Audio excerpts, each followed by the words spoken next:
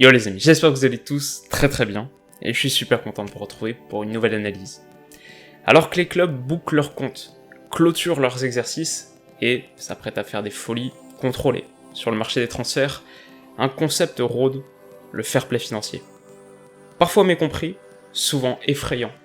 Quelle réalité recouvre ce mécanisme? Quel pouvoir détient vraiment l'UEFA? Que faut-il en penser?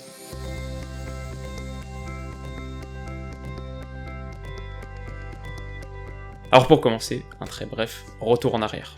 Le fair play financier est né en 2009, de la main du président de l'UEFA d'alors Michel Platini, et il entre en vigueur à l'amorce de la saison 2011-2012.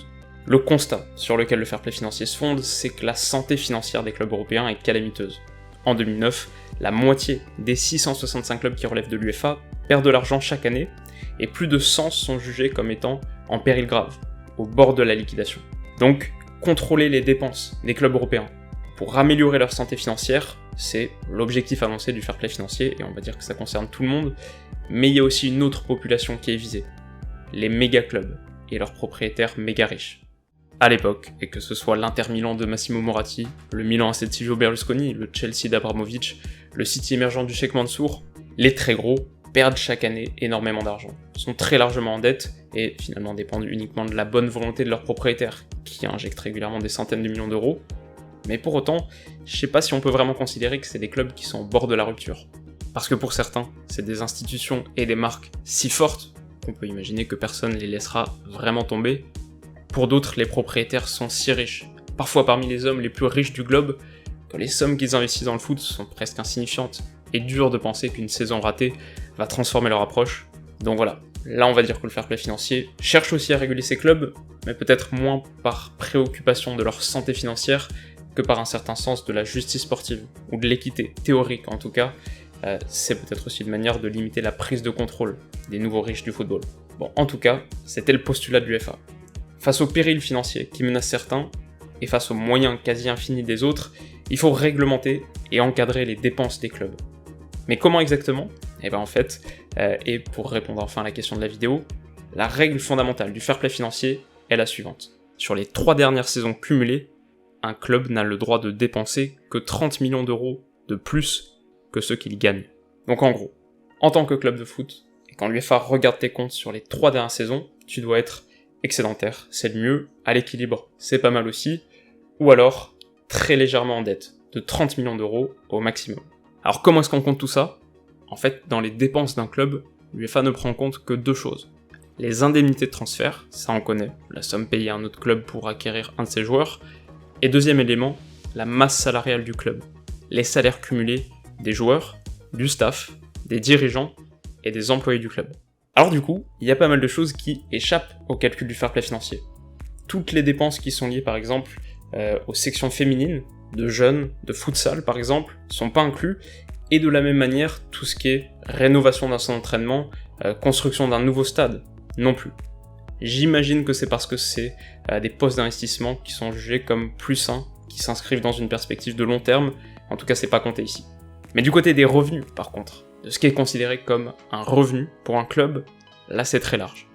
Droits télé, billetterie, merchandising, sponsors, dotation de l'UEFA en cas de participation à une compétition européenne, bien sûr, la vente de joueurs, évidemment. Il y a beaucoup de leviers qu'un club de foot peut actionner pour faire entrer de l'argent dans les caisses, et tout entre dans le cadre du fair play financier. Un club de foot peut donc dépenser ponctuellement plus d'argent qu'il ne génère, sur une saison on va dire, mais lorsque l'UEFA regarde les 3 dernières saisons, il doit tendre vers l'équilibre, avec au pire un total de moins 30 millions d'euros. On peut donc dire que tu as le droit de perdre 30 millions d'euros à peu près tous les 3 ans, mais pas plus. C'est ce que l'UEFA appelle le break-even requirement. Et d'ailleurs au départ quand le fair play financier a été lancé, il était de 45 millions d'euros. Ça a baissé depuis, et ça doit encore baisser dans les années qui suivent, c'est prévu, même si le montant exact n'a pas encore filtré. Pas plus de 30 millions de déficit sur 3 ans donc, très bien, mais sinon quoi? Justement là on passe à la seconde partie de l'équation, les sanctions, et celles du fair play financier sont variées, puisqu'il y en a 9. Alors du plus faible au plus fort, ça donne le simple avertissement, l'amende, le retrait de points, la non-distribution du prize money européen qui t'est dû, donc l'argent que ton club devait toucher suite à la participation à la Ligue des Champions ou à l'Europa League.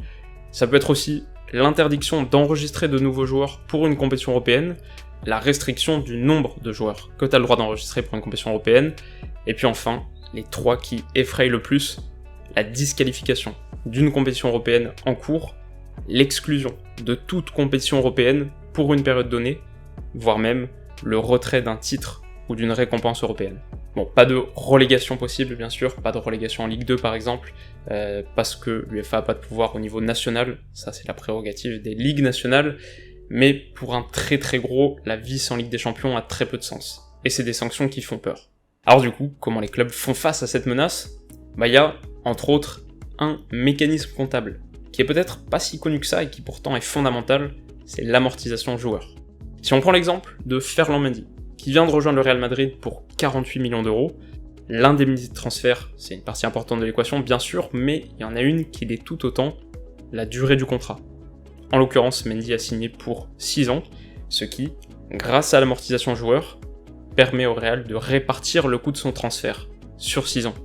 Au lieu d'afficher dans ses comptes une perte de 48 millions d'euros sur l'exercice 2018-2019, le Real répartit la somme sur 6 saisons, soit 48 divisé par 6, 8 millions par saison. On y ajoute aussi le salaire de Mendy qui est de 2,4 millions annuels, et ça donne la lecture suivante. Mendy va coûter au Real Madrid 10,4 millions d'euros par an, et dans le calcul du fair play financier qui prend en compte l'exercice 2018-2019, il ne pèsera que 10,4 millions d'euros. C'est une technique comptable qui augmente la marge de manœuvre des clubs, pour opérer dans les limites du fair play financier. Donc voilà, l'amortisation joueur, c'est un mécanisme qui est déjà intéressant en soi, mais peut-être aussi parce qu'il nous renvoie à la difficulté de comprendre précisément la situation financière de nos clubs, et leurs menaces potentielles par le fair play financier. On sait maintenant que les indemnités de transfert sont qu'une partie de l'équation. Il faut penser aussi salaire, durée du contrat, il faut aussi avoir un œil sur les revenus que génèrent nos clubs. Et là, oui, les rapports annuels sont généralement en ligne et lisibles par tous, mais ils ont au moins un an de retard, et ne disent qu'une partie de l'équation. En tant que simple suiveur du foot, notre compréhension est forcément limitée, parce que les montants qu'on lit ici et là dans la presse suffisent plus. Du coup, si on devait éclairer brièvement la situation du PSG par exemple, qui, comme on le sait, est particulièrement ciblé par le fair play financier, qu'est-ce qu'on pourrait en dire ? Oui, que les arrivées de Neymar et Mbappé pèsent lourd dans les comptes, mais peut-être, en tout cas pour l'instant, un peu moins que ce qu'on pense. Neymar est arrivé pour 222 millions d'euros en août 2017, a signé un contrat de 5 ans, donc engagé jusqu'en 2022, avec un salaire de 3 millions par mois, ou 36 millions par an, 222 divisé par 5 plus 36, Neymar coûte au PSG environ 80 millions par an. Donc, 2 saisons plus tard, il a coûté 160 millions. Ce qui pour l'instant, 2 ans après son arrivée, est moins que les fameux 222 millions. Et pour Mbappé, c'est encore moins lourd, puisque si l'on cite souvent la somme de 180 millions, il faut pas oublier que c'était une option d'achat, levée après 1 an de prêt. Donc en 2017-2018, Paris a simplement payé son salaire, 18 millions, et sur les 4 ans de son contrat, qui vont jusqu'en 2022, ils payeront 180, le coût du transfert, divisé par 4 ans, plus 18 millions de salaire, 45 plus 18, 63 millions d'euros. La première année vient de s'achever, et donc depuis 2017, Mbappé a coûté au PSG 18 plus 63, 81 millions d'euros, bien loin à nouveau des fameux 180 millions. Bien sûr, ça reste des sommes très conséquentes qu'il va falloir équilibrer, et a priori avec des ventes de joueurs, mais voilà, ça permet quand même de relativiser la théorie de l'été à 400 millions. Donc voilà, c'était un peu long, mais c'est en gros comme ça que fonctionne le fair play financier. Alors s'il y avait que quelques points à retenir de cette vidéo, c'est le moment où il faut être concentré, je dirais que la règle des 30 millions sur 3 ans, bien sûr, le concept d'amortisation joueur qui permet d'étaler le coût d'un transfert sur plusieurs années, et puis globalement que peut-être c'est assez compliqué de s'y retrouver et de connaître précisément la situation financière de nos clubs, en tout cas simplement avec l'information qu'on a dans la presse sportive. On peut aussi dire que c'est pas la première fois que les dépenses des clubs sont encadrées. En France par exemple, bien avant le fair play financier, on avait la DNCG qui empêchait les situations de dette. La Première Ligue, elle, vient de mettre en place son propre système de régulation nationale, qui est quand même plus permissif que le fair play financier européen, avec un déficit autorisé sur 3 ans de 105 millions de livres. Enfin, on peut estimer que c'est justement pour échapper au fair play financier que quelques très gros clubs veulent prendre la direction d'une ligue européenne fermée, qui permettrait de s'affranchir des contraintes de l'UEFA. D'ailleurs, quand on y regarde de plus près, on n'a toujours pas vu de très fortes sanctions tomber, et la base légale du fair play financier elle-même semble pas ultra solide. On pourrait carrément avoir un arrêt Bosman du FPF dans les années qui viennent, Personnellement, je pense que en l'état, c'est un cadre réglementaire dont les jours sont comptés. Et à l'avenir, ça pourrait aller dans les deux sens. On peut très bien imaginer une dérégulation extrême, totale, ou à l'inverse, la fixation d'un salary cap à l'américaine très rigide. On verra. Voilà, en tout cas les amis, c'est donc la fin de ce court éclairage, et j'espère qu'il vous a plu. C'est très difficile d'être exhaustif sur le fair play financier, parce qu'évidemment c'est un sujet qui est complexe, et en plus personnellement je suis ni économiste, ni juriste, ni comptable de formation. Du coup, je peux que vous brosser un tableau un peu général, on va dire, un support basique, simplement pour un peu mieux comprendre l'actu mercato de cet été. Donc voilà, je vais vous mettre quelques infos complémentaires dans les commentaires, juste quelques petits trucs que j'ai pas pu dire ici, qui je pense sont dignes d'intérêt.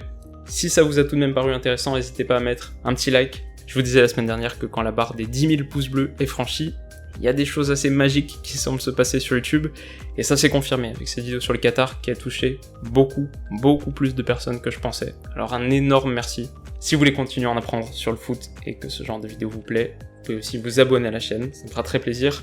De notre côté, quoi qu'il arrive, on se retrouve donc très vite pour la suite. Alors d'ici là, comme d'habitude, passez une excellente soirée, une très bonne semaine, prenez soin de vous surtout. Bisous.